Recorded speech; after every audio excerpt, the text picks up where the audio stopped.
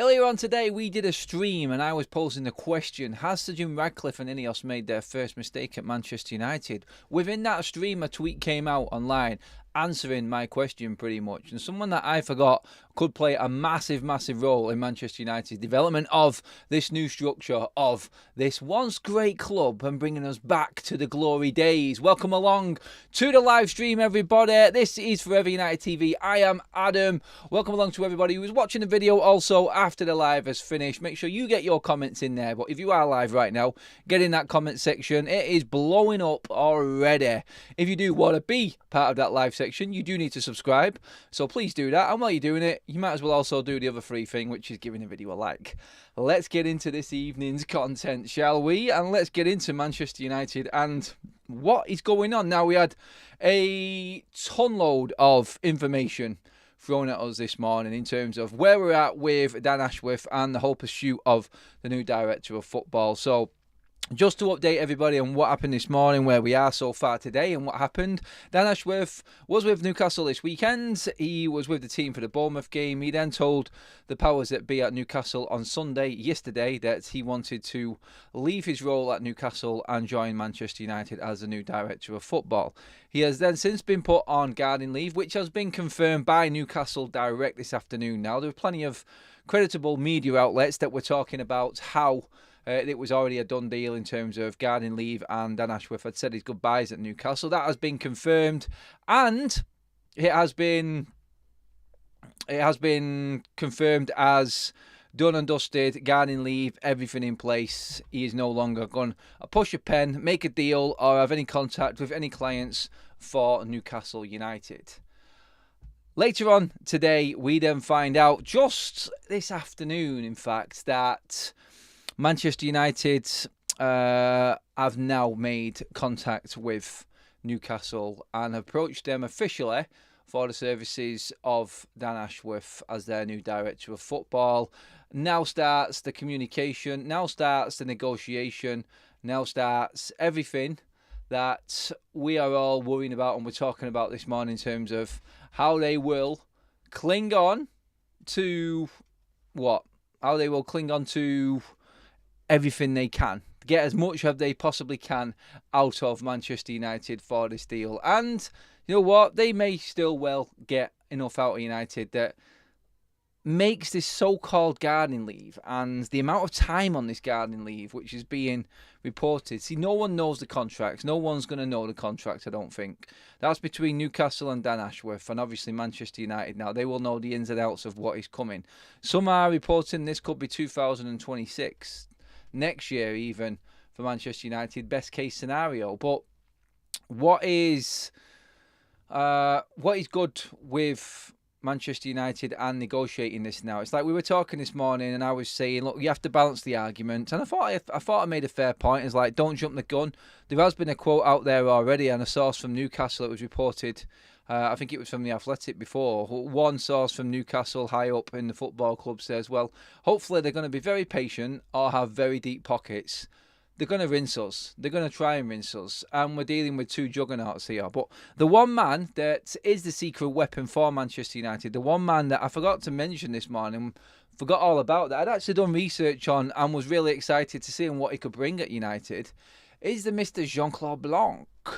Now, this man is the one that negotiated and approached Dan Ashworth and made this happen.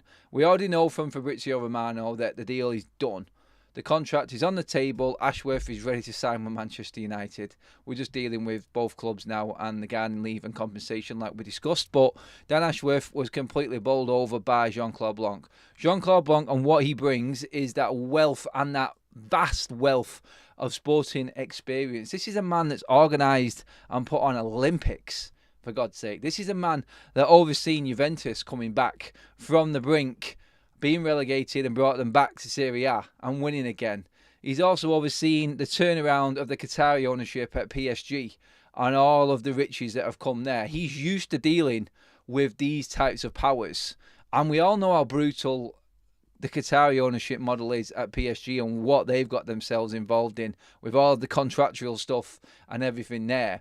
Here's a man that knows his way around the negotiating table and dealing with things like this. He would have already told Ineos and Sir Jim, Sir Brailsford, whoever it is, dealing with the Dan Ashworth affair in Newcastle right now, what's about to come and what to expect.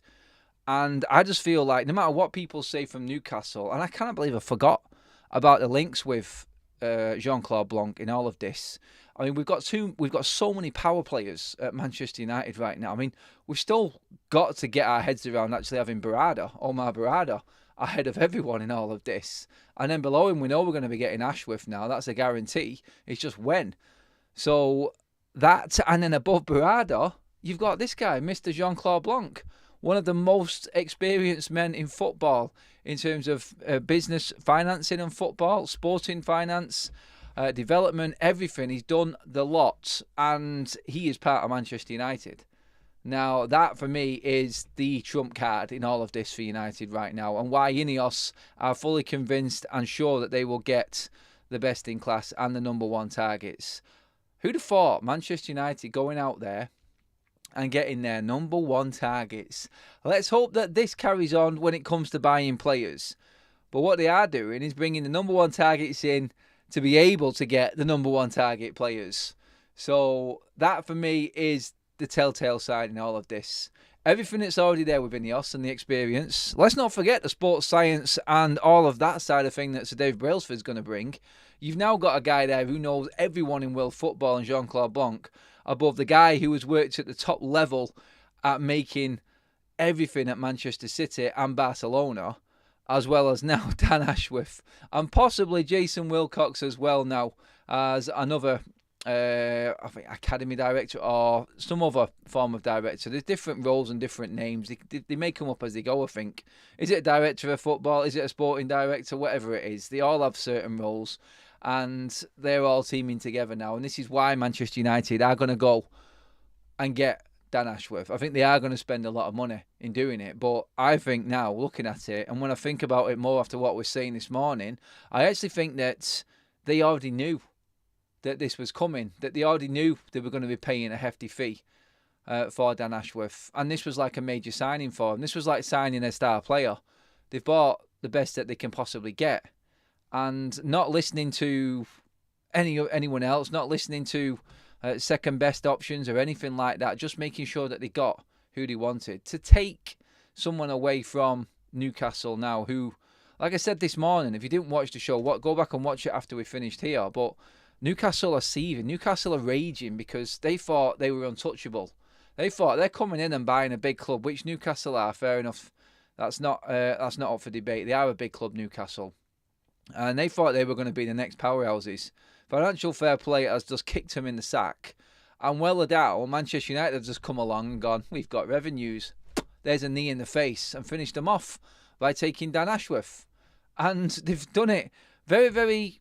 wasn't stealth, like I said this morning. The problem with United is the media are not going to let up on anything now. They've let Barada slip through the net, and they'll be devastated. The world's media, European media, will be devastated that they've missed this on Manchester United, and no one's seen this coming.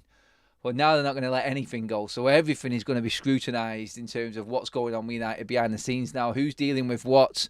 Who has got the power? What negotiations are going on? And when the summer comes, you just watch all of the eyes on it.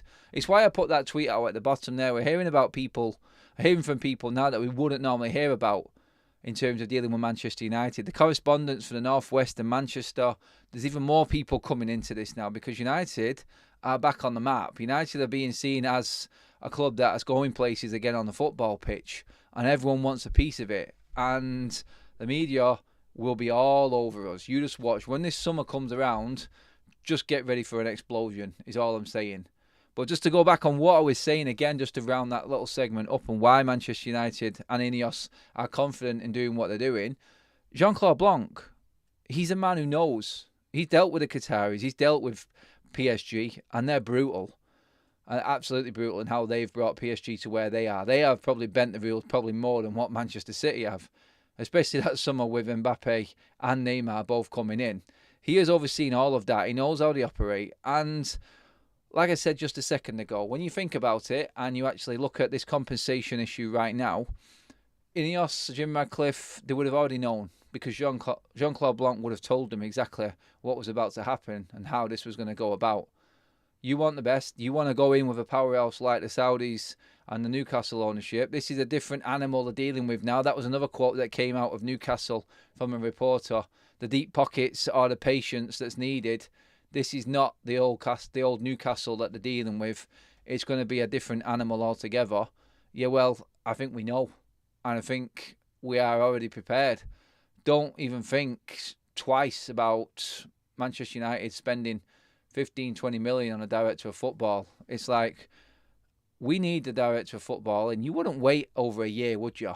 You're not going to pay 10 million, which is reportedly the set fee in the contract of Ashworth and the gardening leave. So a period of gardening leave, which is reportedly a year, or maybe less, I'm not too sure. 10 million, that's what it's going to take to get him out, and then you'll have to wait. You're not going to pay 10 million and wait a year, are you? Surely not. There's going to be some sort of compromise mixed in, and I think they already know what the compromise is. I think they already know what's coming back from Newcastle, and that's the key in all of this. And that pretty much answers what I was talking about this morning. I sort of answered my own question in researching the topic myself. And then when the tweet came out this morning about Jean-Claude Blanc, I was like, yeah, of course.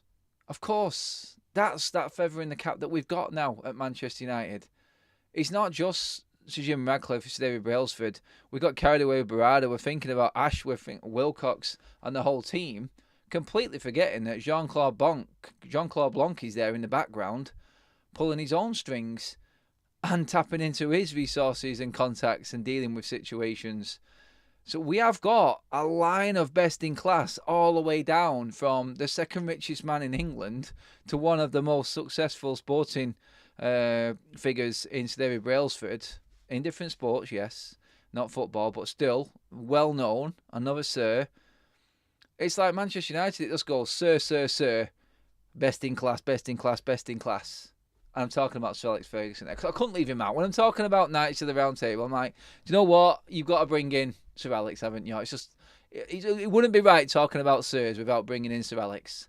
I'm sorry, but it has to be done.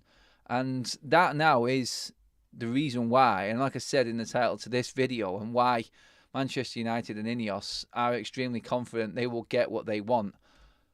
Let's hope that now comes across. They will stop at nothing. Remember the words that came out? Ineos want to take United back to the top again. Everything that they've done, every single move that they've made is all to benefit Manchester United on the pitch. And it's time to get excited as United fans. I've got a poll up in the chat, guys. And for you guys who are watching on the video later, it reads this. How impressed are you with the moves Ineos have made so far? And there's 4 options for you. It's just what was needed. It looks very exciting. It's elite. We're going to dominate. Or nothing will change. Now, there's always the sourpusses. You're always going to get the nothing will change. 6% of them. It's elite. We're going to dominate, say, 10% people. It's looking very exciting. It's winning the vote just at 43%, 42% over. It's just what's needed. Now, obviously, I went into it this morning and I was talking about what Gary Neville said yesterday after the game. It's like Manchester United are getting excited about things that are just normal in football because we have been deprived of it at Manchester United and how the football club has been run. It is. Gary Neville pretty much nailed that. This is what you would expect at a club Manchester United size. Even Ten Hag has said it recently. This is what this club needs. We need them powers and we need them experienced people above the managers and the coaching staff to make Manchester United thrive and to take United to that next level. It's just that we've not had it and it just feels great that we've got it. But realistically, there's nothing different to what other clubs are doing in the Premier League right now. The only difference is United are getting the best of everything and everyone to do this job and start to compete, because we're going to have to bring in the best to try and catch up to the way that other clubs are run. And to fast track that, you do need experience. You do need the best that there is out there, and United are going to get them, and Ineos are going to end up spending a coin to try and bring that in. 100 likes in the bag, guys. Thank you so much for tuning in. 500 in the room with us right now. Cheers, everybody, for watching the video. Make sure you do give the video a like and hit that subscribe button if you are tuning in for the first time, obviously, because you love the content. Let's get into the chat quickly, because there's more on this, a little side subplot to what I'm talking about I want to get into. Let's see. Head of recruitment, Adam for Wilcox. Head of recruitment. That's what's been said. I've seen it on Sky before as well, Stephen.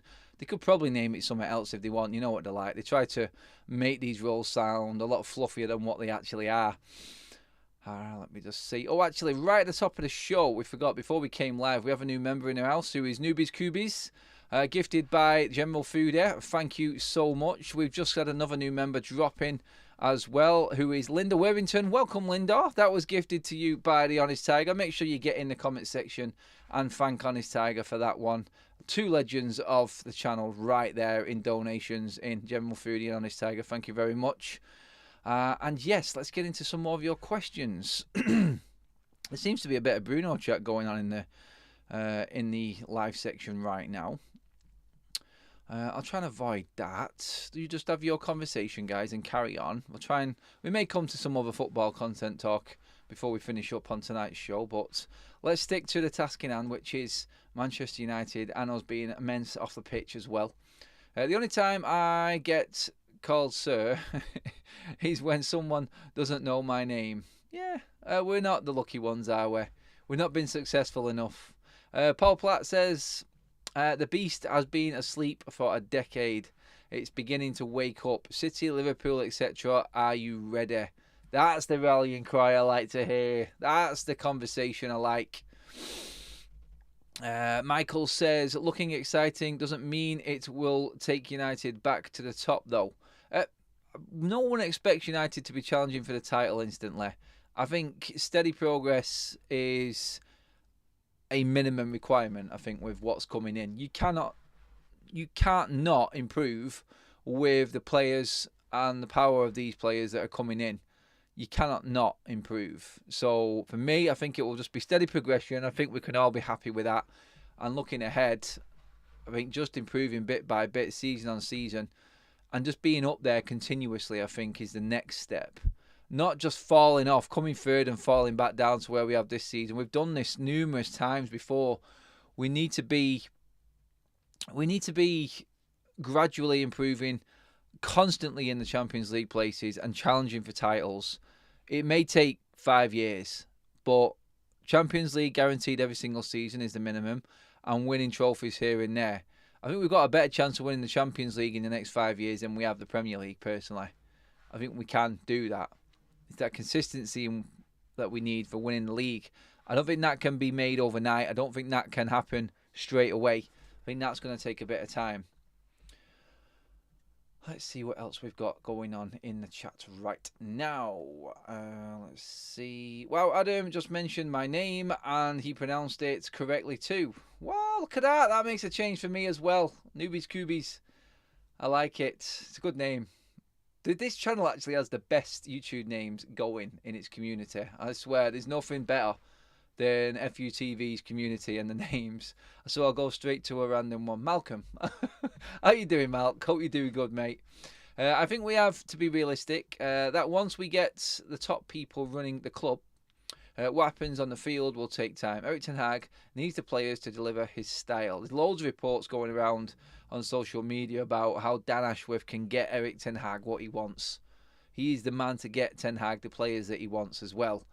Hopefully, Dan Ashworth's just creating a list of players that are going to work for Ten Hag, that Ten Hag single-handedly hasn't picked out because he's got a new contract which has got no veto and he doesn't have the power that he's got right now. That needs to happen for Erik ten Hag to move forward at Manchester United. He has to adapt like the rest of us do. It's not just a one-trick pony, this. It's not all for one and none for Ten Hag. It's not all for everyone and none for Ten Hag, sorry.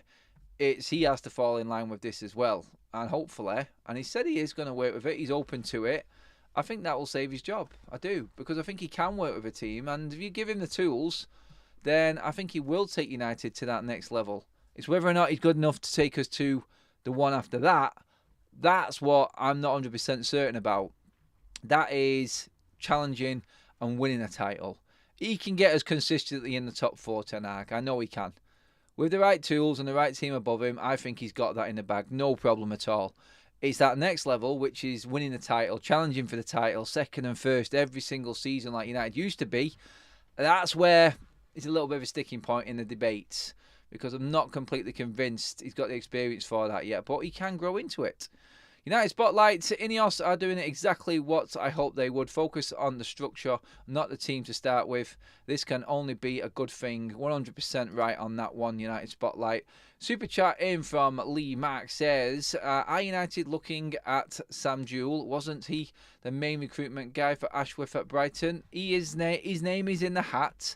Jason Wilcox, also formerly of City, now at Southampton, director of football, is also in the hat. It could be any one of them. I don't think we're going to know.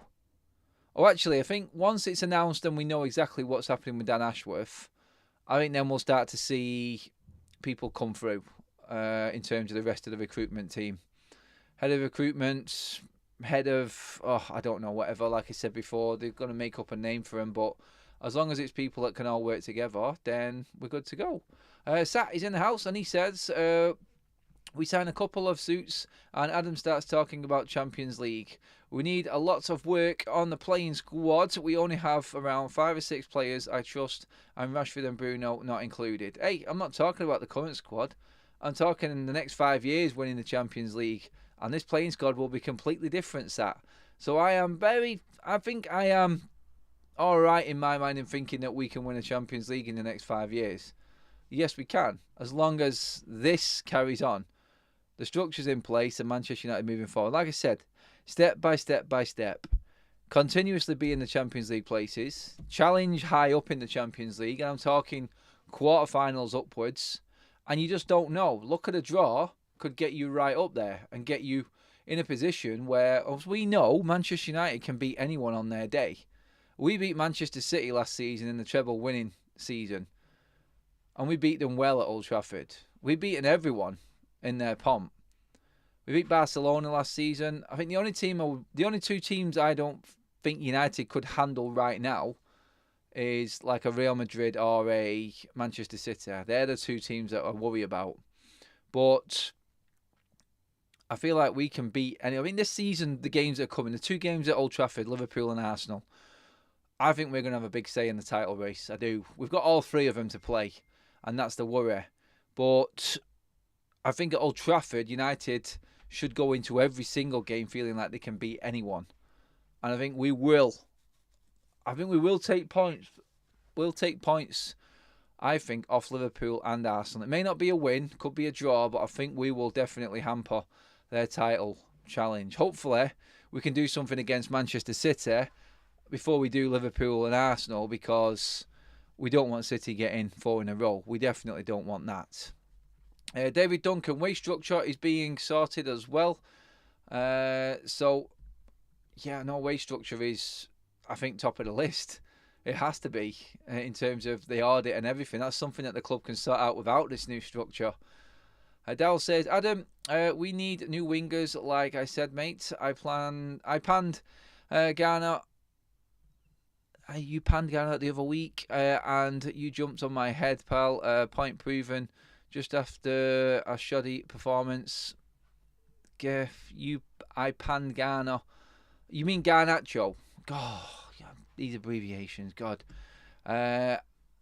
He's point proven after a shoddy performance. So he wasn't horrendous. He made some mistakes and decisions, and I've said that in my player rating, but I'm sorry, there's hardly anyone who works as hard as what Garnacho does up and down that wing. And for his performances this season, I'm not having that one. I know what you mean by him being frustrating, but let's not forget, he's 19 and he's already got 6 goals this season and some assists. So, you know what? Let's give him time. I think we can. I think we owe him time, because he has been a breath of fresh air for us and been one of our bright spots this season. But no, I'm playing ahead with Garnacho. I think he's fearless. He really is. He can improve in a lot of areas, though. I agree with that. The main positive is that anyone coming in will come in and play for the badge. Yes, not an inflated wage or transfer fee. The big wage days are gone. Absolutely gone. 5 years sounds a tad optimistic, but I'm going with it, says DJ United. 5 years, mate, half a decade. We definitely can be challenging for the top trophies again in 5 years. I think that's a minimum, to be honest. Barry Partington, I hope the changes will change the mentality of the players' side of things. In that we reignite the Man United pride and strength we used to have. Yes, hopefully that does. Like that never say die attitude that is always there with Manchester United. Always there. Mashup says Garnacho's class but was infuriated yesterday. Could have cost us wasting all them chances. Bruno as well, guys. Bruno wasted chances. Garnacho, Rashford, Dallo, all of these players wasted chances yesterday. Let me just see what else we've got in there. Anthony not starting or getting minutes is an improvement. But it just goes to show how bad a decision it was in bringing someone in at that price. Like, we've given up on playing the £85 million man now. We've got past his wage. We've got past his price tag. And we've stopped trying to make it work for him. We know he's just not got it and not good enough. And he is now, I think now the Anthony situation has been pushed over to Ineos and the new structure in trying to get rid of him. Sat is the newest member of Forever United TV. That gifted by the one and only Kaz. Oh, she's feeling very generous tonight. Anthony Wisdom says 5 years sounds about right. Depends if all the changes bear fruition. Bench Bruno, says Michael. Yes. I mean, other news today, and it sort of leads into what is going on. So we're looking at Dan Ashworth and how much he's going to cost. There is another report today. I think it came from the Telegraph as well, from James Ducker, who also said that Manchester United, under the audit that's been taken or undertaken at the football club by Ineos and Sir David Brailsford, it could be cutting 250 jobs. 250 jobs at Manchester United. Why would we be cutting 250 jobs? Like, what are them jobs? If they come in and said that we can run the football club with 250 people less, then what the hell was happening before? That may be elaborated. That may be just something that a number that's just been put up there in the papers just to grab headlines and grabs people's attention. But still, like, you can see a lot of changes coming, and it's going to be interesting to see if we find out how many people do end up losing their job at United. We don't want anyone to lose their job. Not in the way that the world is right now and how hard it is to find work, especially in the sporting industry. Very, very difficult. But it will be very interesting to see how many people actually do actually leave Manchester United, or how many Ineos turf out, I think, more importantly. Super chat in from T-Men says, we could have won 5-1 yesterday, but Kaminski made some worldies and we missed sitters. Luton's XG was only 1.5. At Luton, I think we protected Onana very well in the second half, and we were wasteful. Totally agree with that super chat. I was saying that just before as well. At least should have had 5. Graham wasn't happy with the result yesterday, guys. Weren't happy with the performance. Alan Rowe says, "Hi mate, not heard from since US, but it's great. But it's a great channel. Keep up the great work, Alan in Sale. Cheers for that, Alan. I really appreciate that, mate. Make sure you hit that subscribe button as well, buddy. As you can see there, the live subscriber count is in the bottom left-hand corner. Opposite to that is our partners, SofaScore. Please do download the app. They are our sponsors and partners here on FUTV, guys. It's a free app to download, which brings you all of the best sporting news, updates, everything you need to know about your football club on your phone. It's free. Just download it. If you can't scan the QR code, drop in the description. The link is right there, guys. Anyone who does want to become a member, we've had a few people ask what members get. There is some more coming for members come the start of March in terms of match day content, which I will spill the beans on closer to the time. But yet we have weekly competitions for all the members as well. They are put up on game days. So if you do want to become a member, or you're lucky enough to get gifted one, just make sure you stay tuned and got your notifications on, and keep checking on the community post, which is out quite often. Just go to the community section on the channel. It's quite easy to get to. It's on the main page. And just go on there and you'll see all of the updates on everything that is going on for the members, and everything else we've got going on with the channel as well, on little updates on content and other little things. Even some pictures, random ones of me and Kaz working live outside and other stuff going on as well.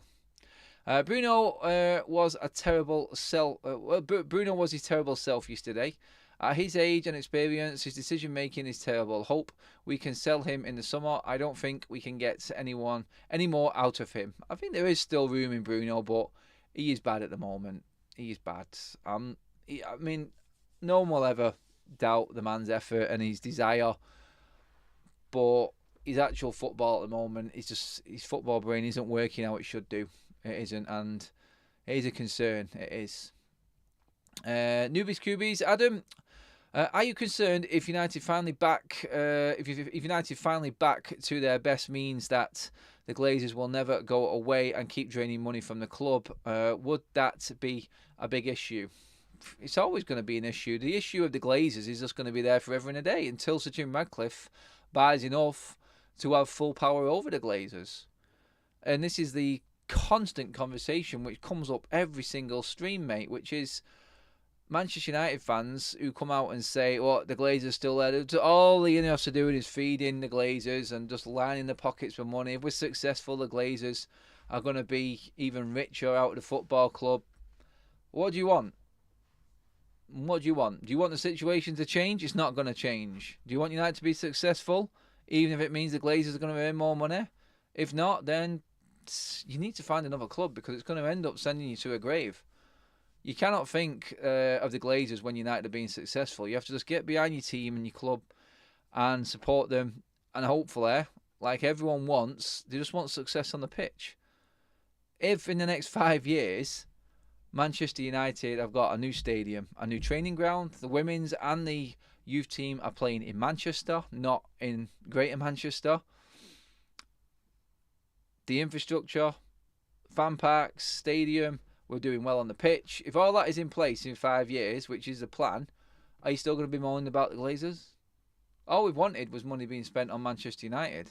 And we've had someone come in, luckily, who wants to do it, in Sir Jim Ratcliffe. So I feel like we just have to embrace that and everything that it is, and then move forward from there. Over 200 likes, guys. Thank you so much. Let's see if we can hit that 250 mark, guys. Well over 5.5 in the room with us right now. Make sure you share the video as well. Let's get as many people into the debate as possible. But, yeah, 250 jobs, guys. I mean, it's a bit excessive, I think, in the report. And where the hell are 250 jobs in this football club? I do not know. I don't know. I mean, it's like jobs for the boys, yeah, but not that many boys. God, that's mental. But hey, it will be embarrassing for United if Ineos come in and do this. But like I've said before, Ineos are not going to think about what's going to look bad for the club right now. They're coming in, and the way that they move and the way that they operate is, well, if we show you up in what we're doing to make you better, then so be it. You're just going to have to take the flak from the media, from the public, and you're going to have to take the hit in terms of the public persona and how everyone looks at you. It is being reported that Fletcher's job is at risk. I've seen Greg bring up a comment there. He looks like, well, the reports are anyway, and we'll see if they're true, that Fletcher could be one of the jobs that do go. I think there is a place for Fletcher in the youth and the academy set up at the club. I do think he does do an alright job, actually. I mean, I've spoken to him a few times. He is as sound as they come. United at his heart. You can question his experience and his quality and everything like that. Yes, I understand it. Where's his experience? Was he a job for the boys? But still, there's a man who knows the development of youth players coming through the academy and being successful on the pitch as well. And do you know what? There is a role for him somewhere at the club. Murto, not too sure about that. They're going to offer him one, and he'll probably end up taking it, because I don't think anyone else is going to take him, personally. If it's one thing United don't need to worry about, is people coming and trying to take their staff right now. It's not been a problem for a while, has it? But I think with everyone that's coming in the new team, I think we'll be the envy of the league eventually. I do. I think that's where we'll be. I can see opposition fans can't wait to get this video over and done with, because they're not brave enough to come in the live chat and then get into the comments as soon as the video goes up on YouTube and they're watching it later. And they just want to go in on me, aren't they?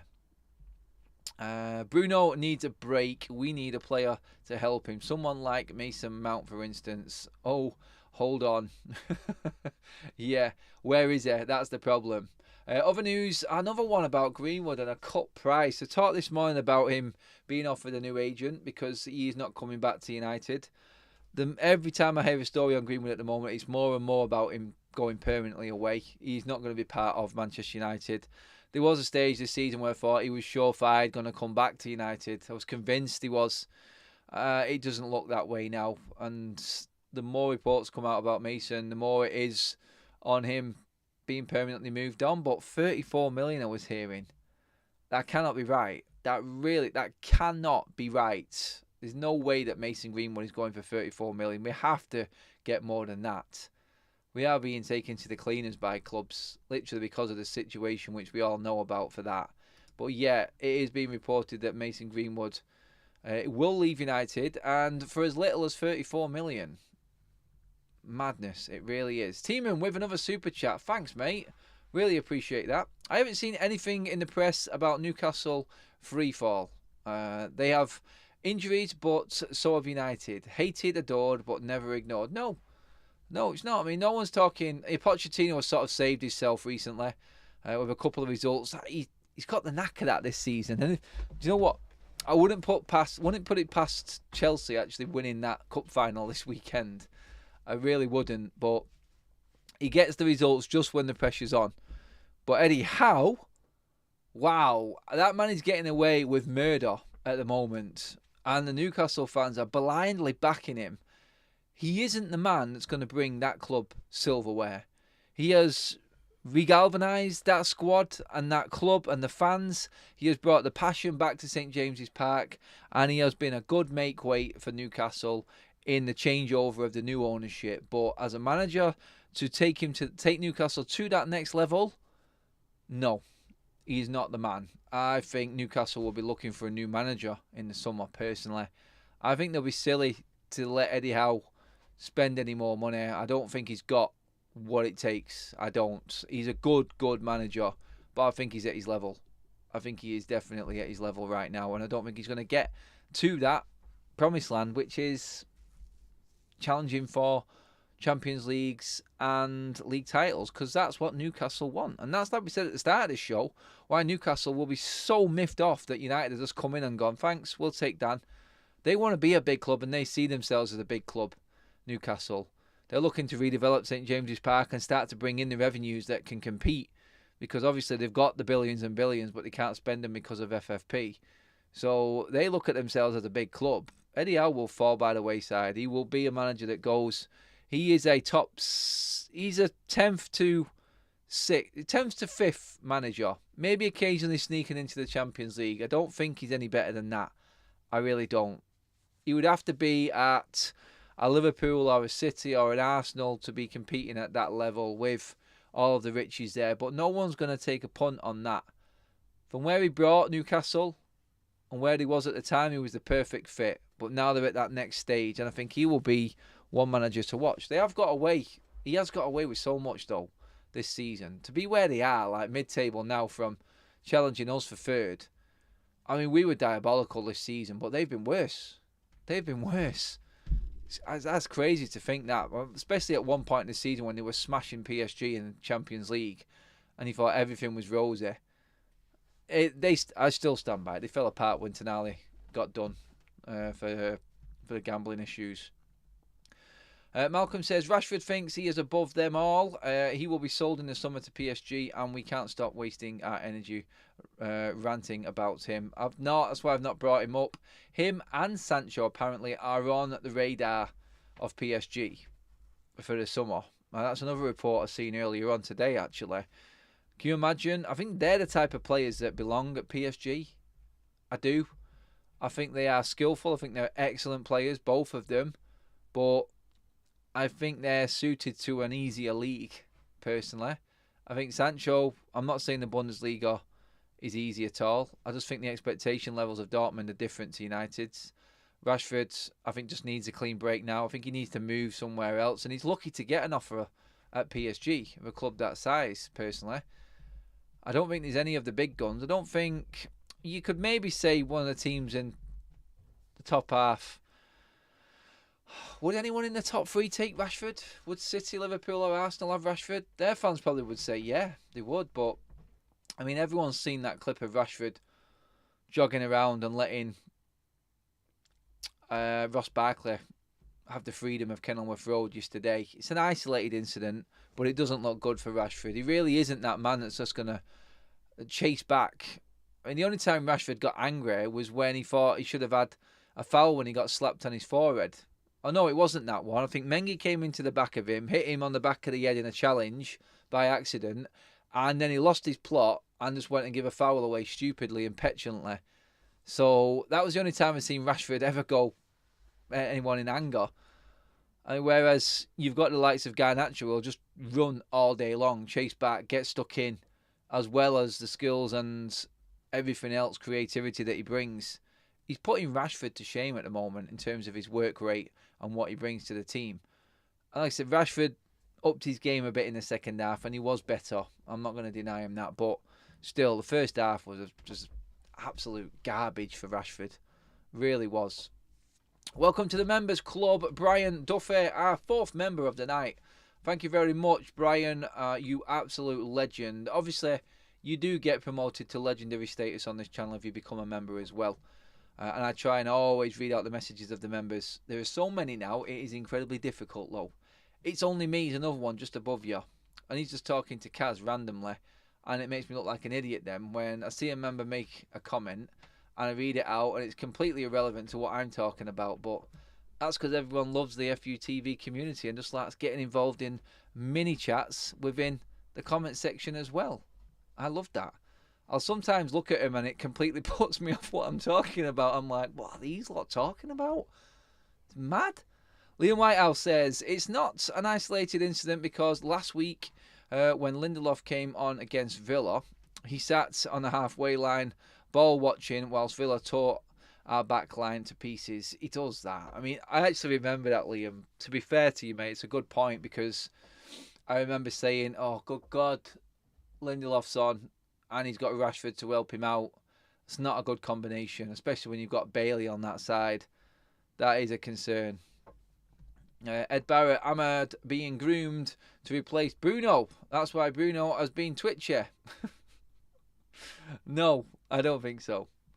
Anthony Wisdom, he went down like there was a sniper in the crowd. It was embarrassing. Barely touched. Wouldn't look well on a rugby pitch, that's for sure. No, definitely not. Let's sell Rashford and Sancho and buy Leao. We're playing FIFA again, aren't we, people? But still, I think I say this every single stream. I'm just really looking forward to United's summer now and dealing with a different transfer window. That's the exciting bit that we've got to look forward to. Cannot wait for that to come, because it's going to be a different United all together. But that pretty much is your update, guys. And that is our show done and dusted tonight. Thank you so much. All the new members, all the super chats, your incredible comments in the live section as well, guys. We are just about to hit 250 likes as well. So thank you so much for all your contributions again to the show, everybody. Make sure you do download our sponsors, who are SofaScore. Scan the QR code bottom right hand corner or drop in the description below. It's the top link in the description, guys, to get all of your up-to-date football news and happenings on match days all year round. Absolutely brilliant app. Ranked top 20 on the App Store. They are our partners and it is much appreciated. It's free, so just go and do it, guys. Download the app, get on it, enjoy, because it's immense. It really is. And I've loved every one of you and all your comments and contributions again tonight. It sounds like Tesco have just delivered the shopping to my house. But yeah, that will do us. That finishes us for the night. I'll be back tomorrow, guys. So make sure you've got your notifications on. 12 o'clock tomorrow, live streaming. There'll probably be more news. Absolutely loads going on. But hey, until then, guys, make sure you like the video, subscribe, and obviously, I'll share. I think the other one is share. Yeah, like, share, and subscribe. God, I forgot.